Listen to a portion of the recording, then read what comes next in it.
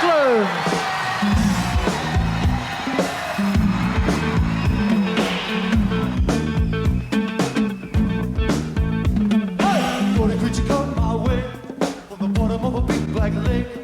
Shovels up to my window, make it all my way.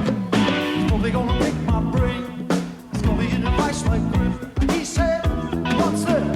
You're dead. December 1984, and Split Enz, New Zealand's most successful rock group, play their farewell show in Auckland. After 12 years and 9 albums, they've decided to call it a day. You can be in people's faces, you can just stand there and strut, and even if it's awkward and weird, it's totally bold and it's totally unique.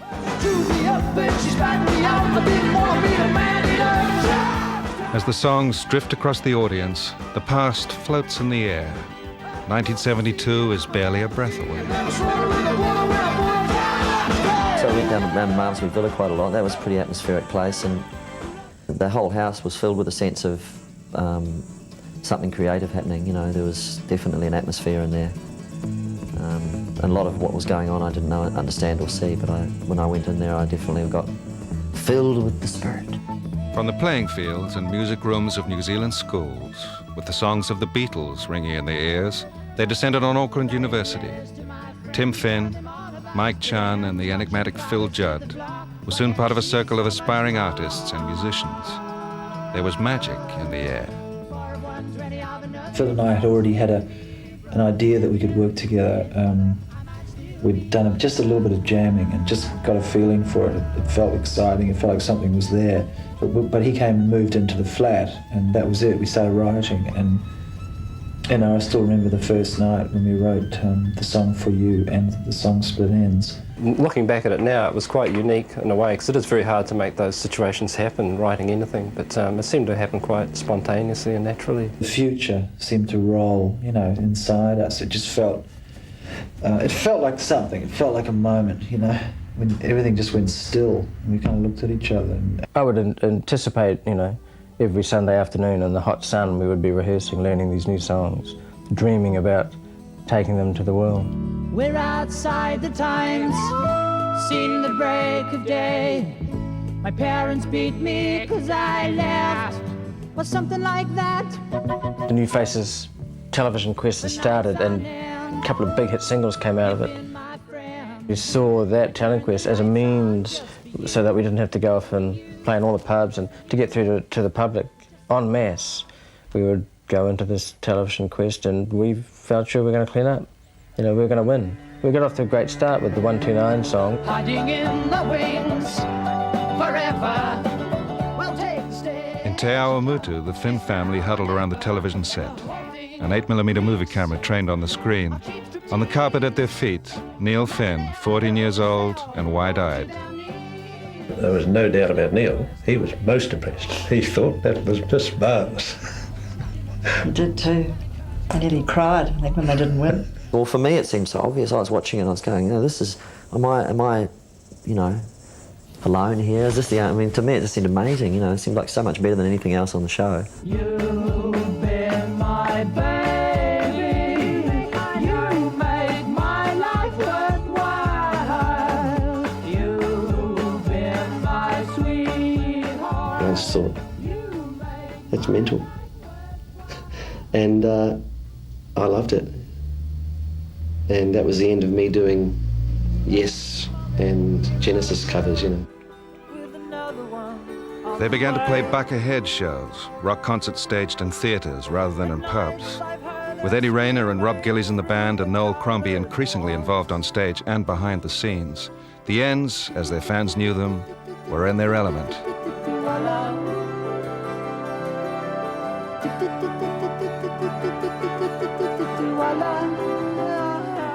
So we would say, right, when people arrive, there's a curtain, it's a theatrical setting, we'd pull the curtain across and they would be confronted with something. Please don't leave me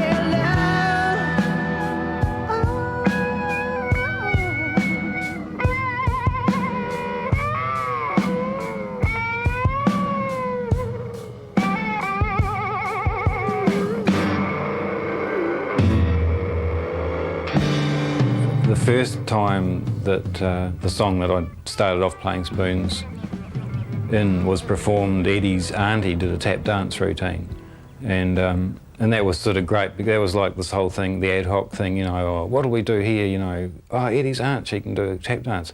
And it went from there to realising you couldn't drag her off to Wellington or down every day when you suddenly got a gig, so what else can we do in that spot, you know, and then that's where the spoons sort of came into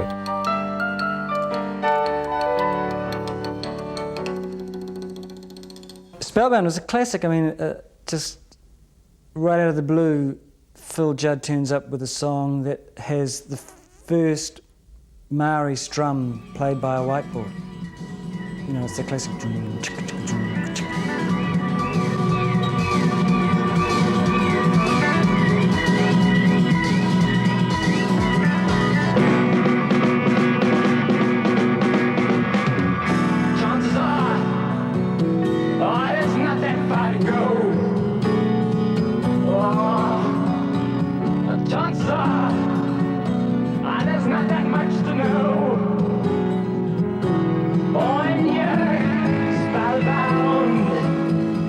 Because I had no musical education as such, it all seemed open slather for me, and I had no hang-ups or bother about trying different ideas, different rhythms, whatever. I just did whatever happened at the time.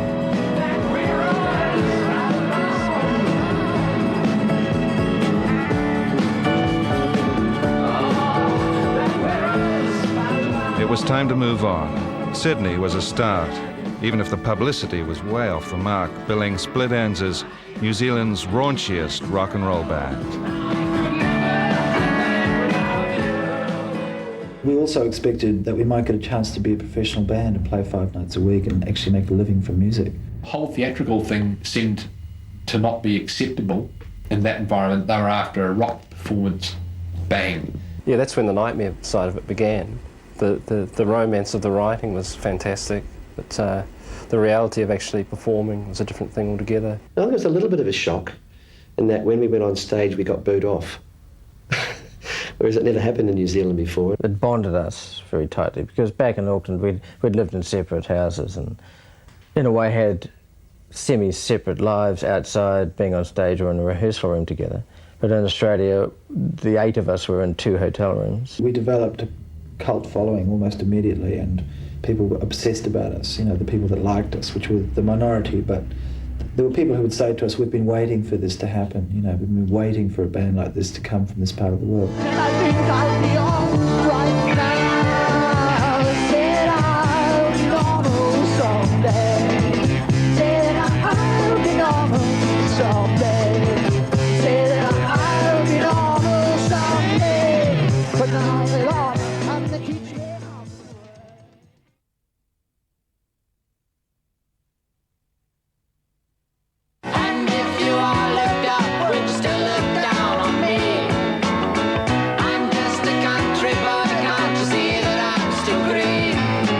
Australian pubs were hardly the ideal venue for a band like Split Enz. Nevertheless, they soon had a hardcore of fans. Michael Gudinski, head of Mushroom Records, offered them a recording contract. Things began to move. Soon the first album, Mental Notes, was in the can. It was a triumph, confirming the uniqueness of the band and the Judd-Finn songwriting partnership. So that was a big break for us at the time, to be associated with Mushroom Records, who at the time were just so strong and so cocky and kind of young, and, you know, there was a lot of energy there.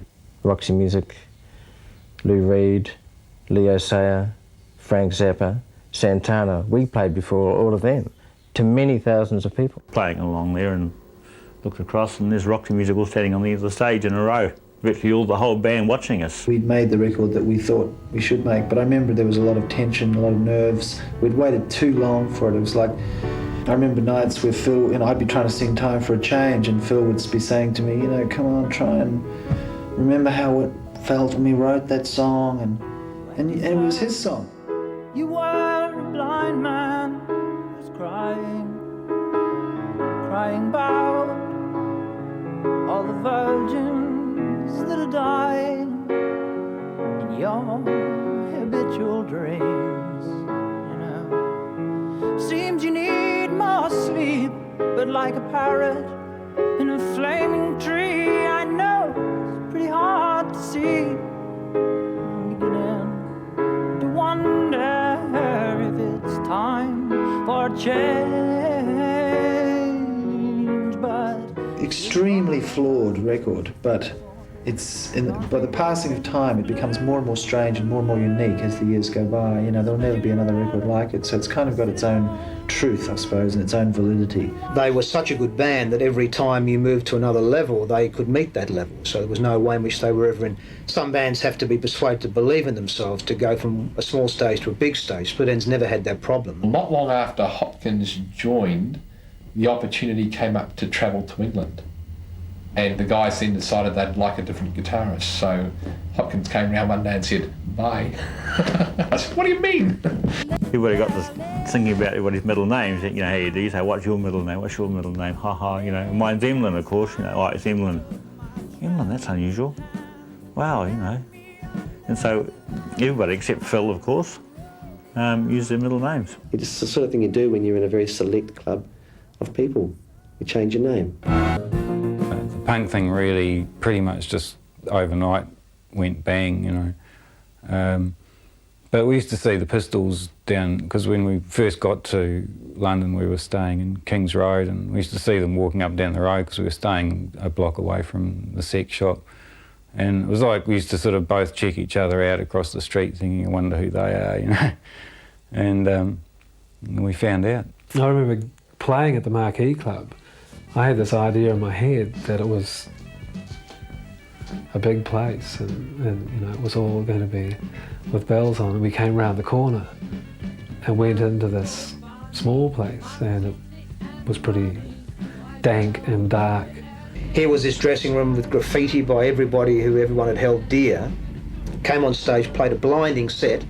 The next day the reviews, if I could sum them up in one line, said this was the dying gasp of art rock.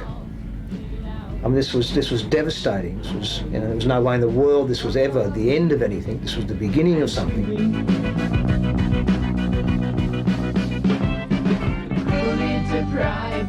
Manzanera was determined to capture on record the Split Enz that he'd heard in Australia. But there were problems. No deal to distribute the resulting record. And worse, no booking agent for the gigs the band so badly needed.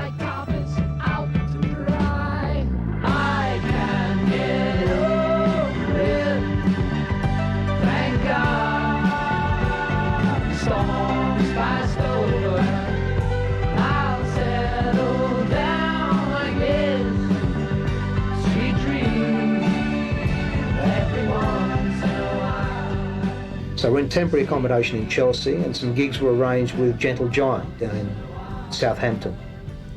We went down and performed, and I think several other bands came along at Chrysalis's suggestion to have a look at Split Enz, and their collective message to Chrysalis was, I don't know what the hell you're going to do with this band, but you better sign them. It took a little bit of persuading. It took a few months for the deal to come together. I think it was finally over a game of golf in Hawaii that we shook hands and the Split Enz deal was worked out, and you know, that was really the start of the serious attempts to break through in England. Cowbell was the agency most closely affiliated with Chrysalis, so they were a natural target for Chrysalis to say, this is a new act of ours, we have great confidence in them, blah, blah, blah. So theoretically, Cowbell were then coming and sitting back in this rehearsal room for probably the hardest gig the band ever did was to 3 people in a rehearsal room in full gear. We came out and did our complete show for 2 guys who sat up the back of this space. I was smoking cigarettes because every now and again you'd see this little red dot. And then we finished, there was no applause, and they left the room. We were unable to find an agent, and so that meant that we weren't able to play live, and so we'd go off to easy hire rehearsal rooms and rehearse all the time. But in actual fact, nothing happened there.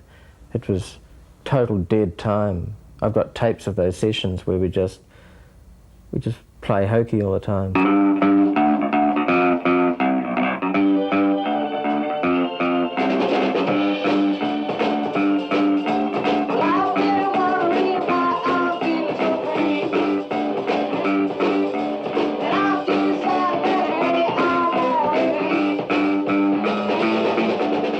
We'd lost a lot of spirit Split Enz became, you know, just like this bland, almost two-dimensional thing in that summer of '76.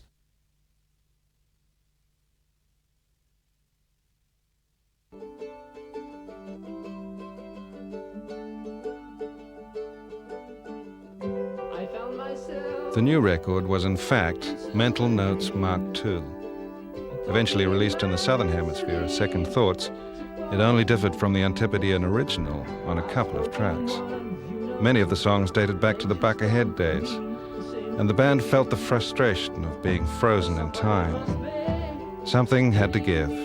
Drummer Emlyn Crowther was fired and replaced by Englishman Malcolm Green, the first member from outside the circle. There was no writing going on. Phil and I were just drifting apart, and it was kind of falling apart almost from within. No, we'd gone from this very quiet, almost inane, lethargic hot summer to a very cold, freezing, hyperactive winter.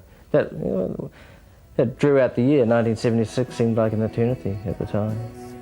But we still finished it pretty much not knowing what was around the corner. When Chrysalis Records decided to open offices in America, the zany band from Down Under seemed like the perfect attention getter. On their way to California, the Enz stopped off in New Zealand and enjoyed sellout shows. In America, Charlie's Angels and Fleetwood Mac were in the ascendant. As the tour set off the East Coast, scribing an arc through the Deep South, the pressure mounted. Some towns really worked. San Francisco was magic. Standing ovation at the end of another great divide. I can see them. It was hell. Supporting very southern, typically southern bands, and we weren't appreciated at all, I don't think. And of course that's why I ended up scarpering, really. I just couldn't take it anymore. I didn't think places like that existed, but they do. I just remember doing, I think it was Nightmare Stampede, which was about, I think about 14-minute song, quite complex, a lot of stops and starts. The guitar was a very integral part, and I think Tim started it off, and then there's a point where Phil starts to come in and play, and it's Phil's turn, and he's standing there and he wasn't moving. Phil exploded when accused, you know, of lying about his reasons for leaving the stage early, and so he lashed out and socked him on the jaw, and Eddie and I grabbed Phil to hold him back, and you know, in essence, a very sad sort of night. It had been drifting along, but quite dangerously close to breaking up for a long time, but neither of us had articulated it, or, you know, we'd just been operating on denial. So when it finally was out in the open, there was a certain amount of grieving that had to go on.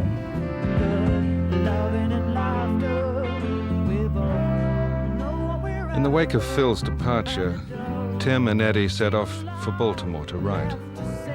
Mike Chunn headed home, where he saw Tim's younger brother perform. To Mike, it seemed obvious. Neill had been around from the start, soaking up the Enz ethos. He should replace Phil. Back in London, the rest of the band agreed, and Neill was on his way. But for Mike, there were other problems. I dabbled, unfortunately, with hallucinogenic drugs in the past, and I'd come out with an agoraphobic problem where I needed to have a home, and I never had one. It was always a hotel room. And so I said, I can see Tim in front of me. Tim, I'm going to have to leave the band. And Tim said, well, do it now.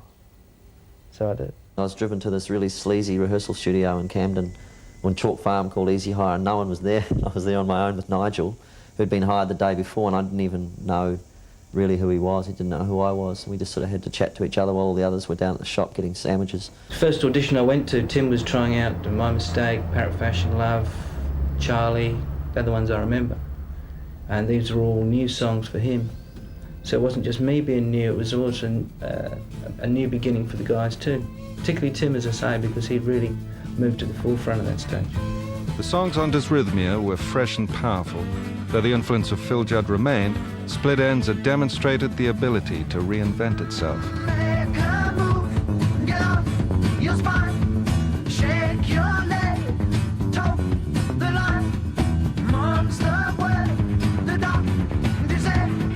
Try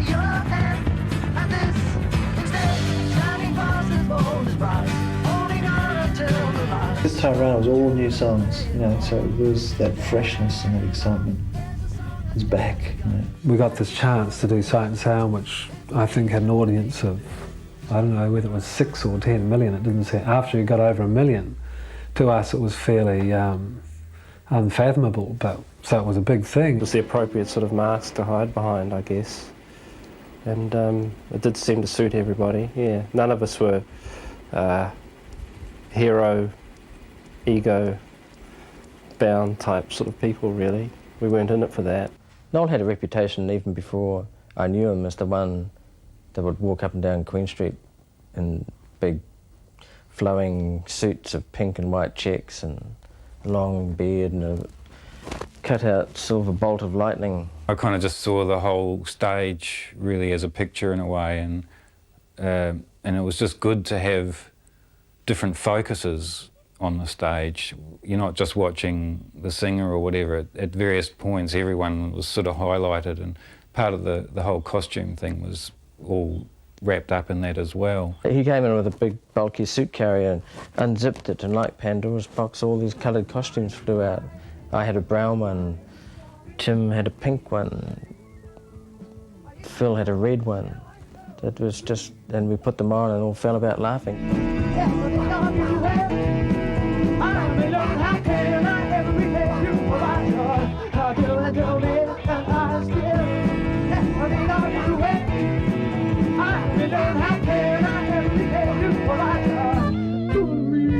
I made these at the Manor while we were recording Frenzy, and they basically got used for fairly regularly over the next 3 or 4 years. Basically all essentially designed around an artist of some kind, this one being a Picasso-inspired number. Kandinsky, Miro, and of course Mondrian. Nobody takes me seriously anyway. Nobody takes me seriously anyway. Nobody takes me seriously. Nobody takes me seriously. Nobody takes me seriously. Nobody takes me seriously. When Phil Judd saw the band live in England, he wrote to Tim suggesting he'd be happy to rejoin. The possibility of recapturing the early spirit was enticing. Soon Rob was fired, and Phil back in the band. But before another record could be made, he was gone again, this time for good.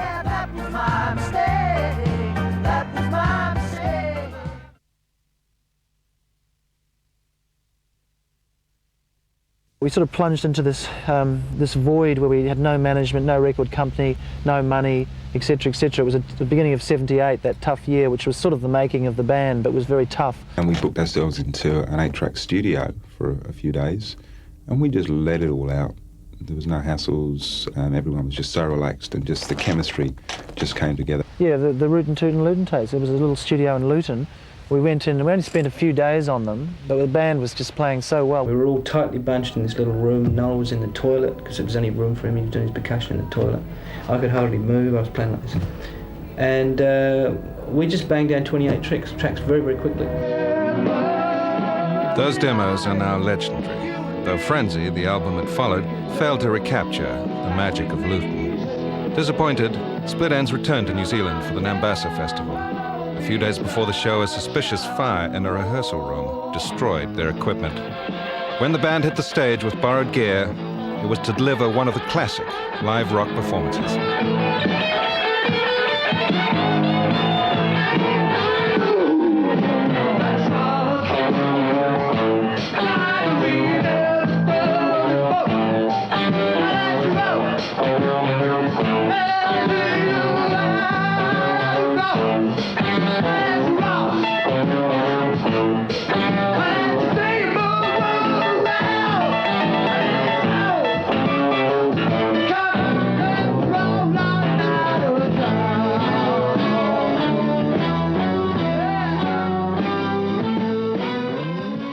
Completely brilliant show, that Nambassa show, because they had just built it up in themselves, up, after that whole extremely quiet year of 1978 where they created fantastic music and they knew it. They had so much energy to burn that night. Revitalised by the success of Nambassa, Split Enz embarked on the Give It a Whirl tour of New Zealand and Australia to support the Frenzy album.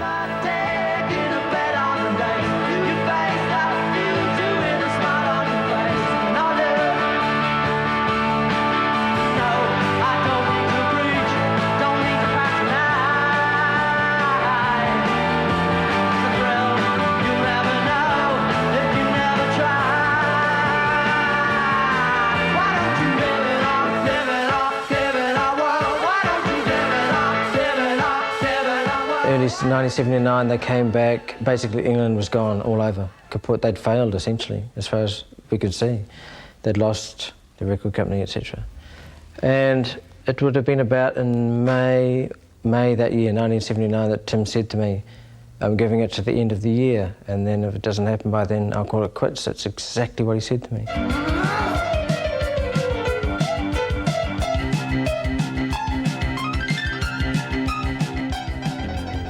The single, I See Red, had been recorded with an 18-year-old engineer, David Tickle. It roared up the Australian charts, eventually achieving gold status. That was enough to persuade Mushroom to bring Tickle this time to Australia to produce the next album. There was a good feeling about this one. The band was playing the songs really well. We were deliberately stripping things back, and we were sick of the kind of excesses of time changes and colour changes and all of that.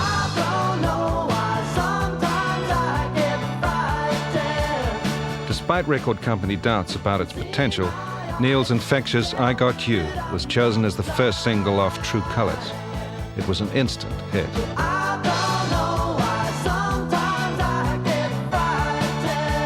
We became pretend blasé quite quickly. Oh, number one again this week, you know. Number one album, no one's singing. We just end up walking around like this, see each other in a hotel lobby, you know. Let's go and have lunch. Love's got teeth and she bites your heart, leaving you for dead like a deadly shark, and she doesn't leave. Ironically, to many, Split Enz were now an overnight sensation. The shows became pure pop mania, the records sold by the truckload. By September 1980, less than a year after departing the UK without a record deal, Split Enz returned to London, triumphant, to play before a packed Hammersmith Odeon.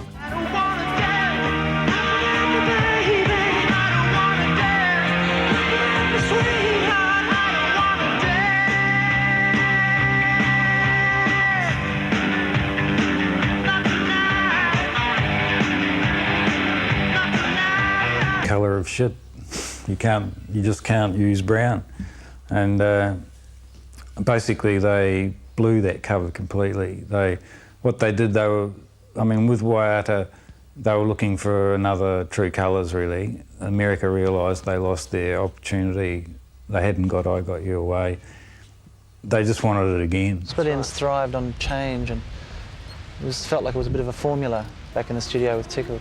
Always a temptation when you've had a successful record to go back and do the same thing again, and it's never the same second time round. It's hard to stay one step ahead of you. One step ahead of you. Time is running out, catching up with you. In January 1981, with Waiata in the stores, Split Enz headlined the Sweetwaters Festival in New Zealand. It was to be Mel's last performance, as internal friction again took its toll. To find a replacement drummer for the Waiata World Tour, the band didn't have to look too far. The finger was pointed and, Noel, it's your turn. And I thought, oh, okay.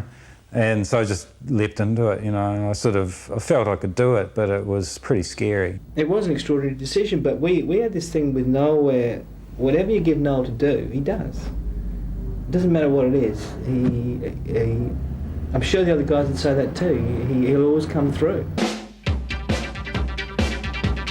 I don't wanna dance no more, not since you walked out the door, left without a second glance.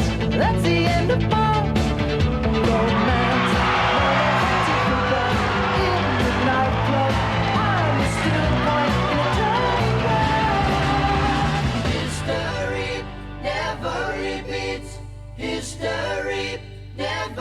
Deep in the night, it's all so clear. I lie awake with great ideas, lurking about in no man's land. I think at last I understand. History never repeats. I tell myself before I go to sleep. We had little rituals like paper airplane making in our hotel rooms, which we were passionate about. Completely un-rock and roll, but totally captivating. This was a serious activity, and like often in a hotel room after a concert would be full, not just with Split Enz, but leggers, hangers-on, record company people, girls, you know, whoever, and they would all get drawn into this feverish activity to the point where there was no paper left, so phone books would be being used, anything. Magazines, anything, toilet paper, just making darts, frenzied activity. No drug taking, sex, nothing, just darts, darts, darts, you know, sublimate, sublimate. And there were all these terms like checking in, which was when a dart would go straight out and then down into a lower floor. Or into the reception. Yeah. It would be checking in. And then there's one for one. One for one with towels. Dressing room towel thing, like before a show. You pick a partner, somebody who you might have had your eye on for a few days, you know, fancy that. And you say, how about a bit of one for one, Neill or Paul or whoever, and they go, rightio, come on then. Okay. And then one starts. You go like this. You yield to the buttock, yield the buttock. Like this. And then the person is allowed to wet the tip of the towel, do whatever they like to it, turn it into some sort of killing weapon. Machine, yeah, and then sting. Flail each other. Yeah, and then you have to yield after that, like so it's one for one. To make the next album, Split Enz enlisted engineer Hugh Padgett. His relaxed style was just what they needed. And the result, Time and Tide, spoke for itself. Shovels up to my window, making sure I'm awake. She's probably gonna beat my brain, throw me in a vice like grip. He said, I wouldn't slip, you're dead.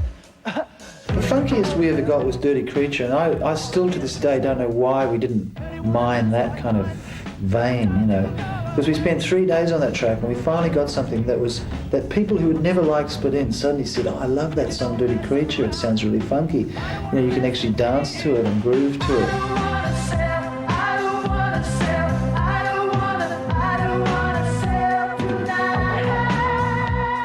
It's very autobiographical, or sort of it's about the band as much as by the band, and it's also about us as people. And I was going through big traumas at the time with my life, and I was more or less having a nervous breakdown. Nothing to do with the band, it was more of a personal thing, but because of that I needed them all so much. Tim had a sort of a personal triumph on that record because he came through a fairly dark period in his life and came out with some fantastic exorcisms in his lyrics and some very personal and intimate stuff.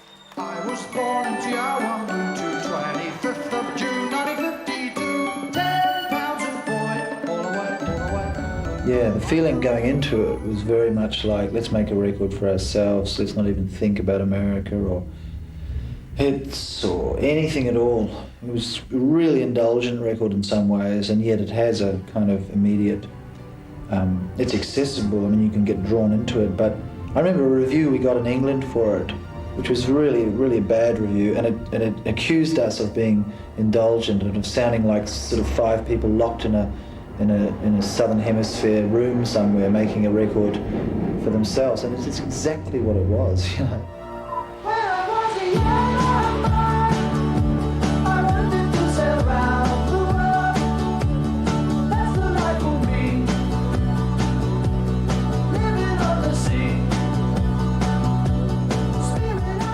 With Time and Tide, the Enz knew they had produced a seamless, majestic work. A celebration of origins and personal strength, it used a nautical motif to convey a wide range of emotions and experience.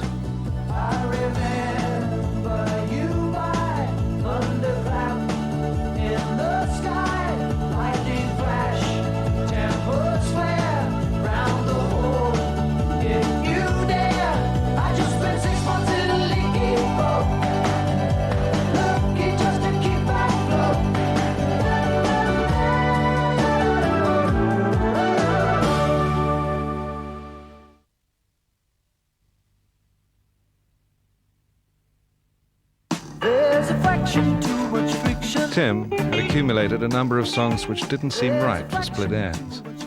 While the band took a much-needed break, he recorded a solo album, Escapade, which would yield the smash hit, Fraction Too Much Friction. Tim was having a fling. It felt like Tim was having a fling, and I didn't really feel. I thought that he would go off and have his fling, and then come back into his marriage with the band. You know, that should have never been allowed to happen. I mean, it was a great success for Mushroom, and I loved the record and I enjoyed it. But had I still been in control of the band's management, I wouldn't let that happen. I mean, the band were firing, everything was moving ahead. They still had that American dream, and they still had to knock off America, and I think all effort should have been put into America at the time. They should have put every song they had into a Split Enz album. Delayed by the success of Tim's solo record, the band finally returned to the studio in July 1983 to start a new album. There's a lot to be learned from Split Enz titles, and Conflicting Emotions is no exception.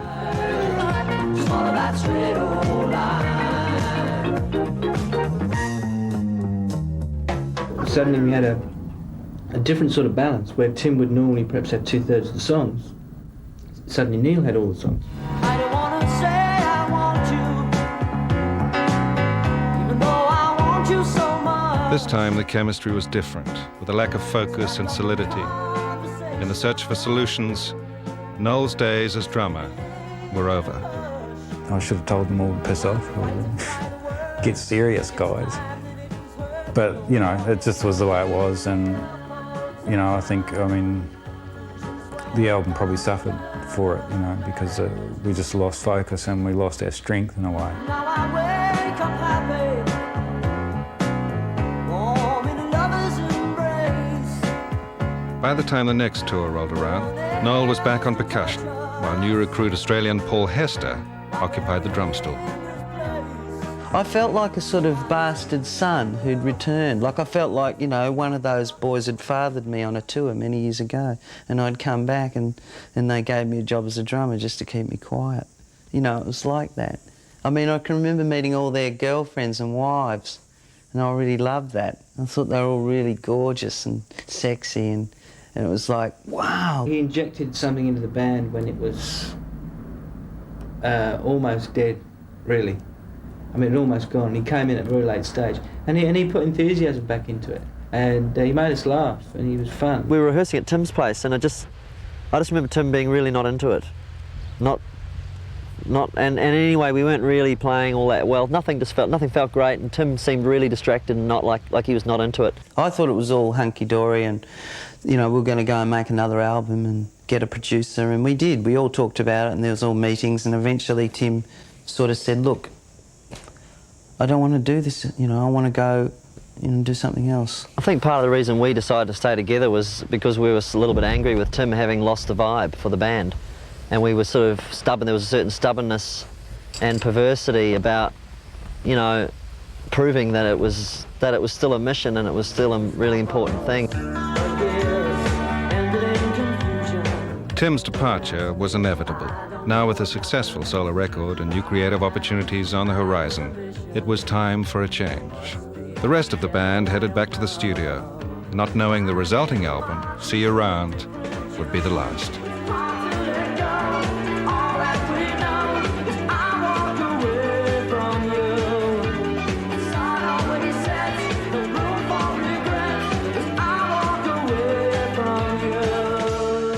When Neill decided that he wanted to leave,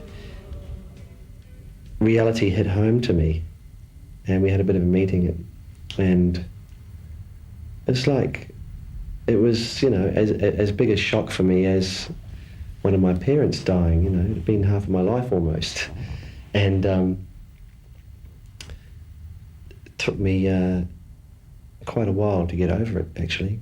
The idea of being in Split Enz without Tim, just couldn't face it really. You know, I'd watched him start the band with Phil, and it just seemed too weird. The idea of having Split Enz under my songwriting sort of wing or whatever didn't seem right.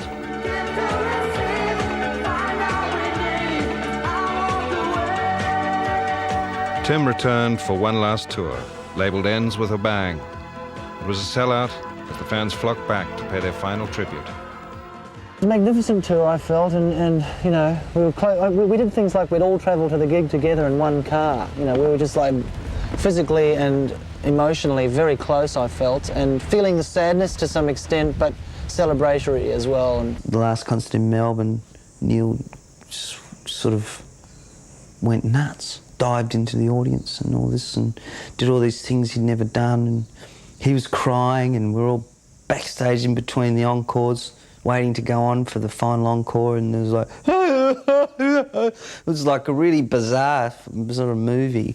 You'd be sitting in your room at 2 o'clock in the morning and suddenly somebody would be climbing in through your window and just sort of waving and walking out your front door, and very anarchic situation. Lots of drinking, lots of hooning around, and really, really enjoyable. It was good.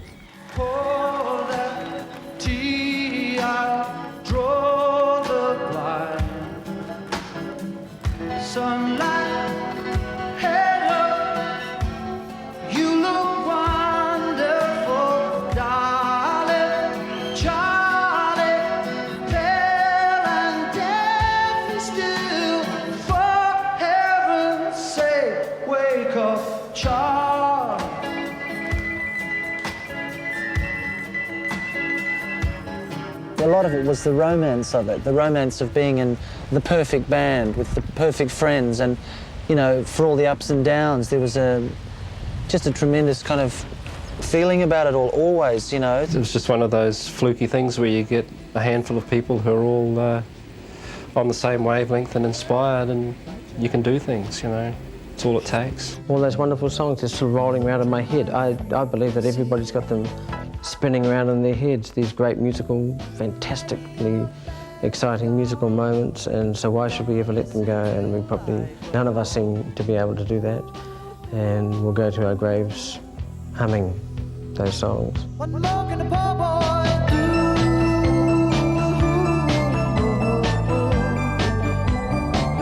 Split Enz wrote the soundtrack for a generation.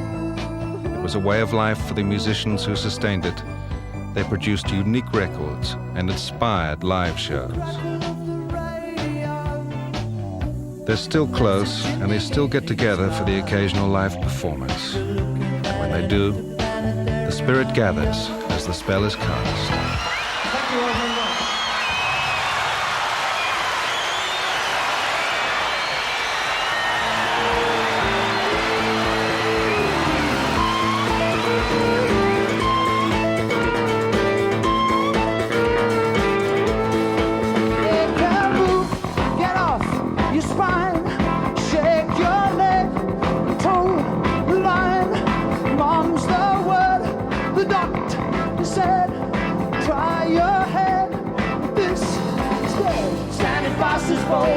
Holding on until the last call of June and play along. Dead on, there's a song that's just begun, strikes a chord in there.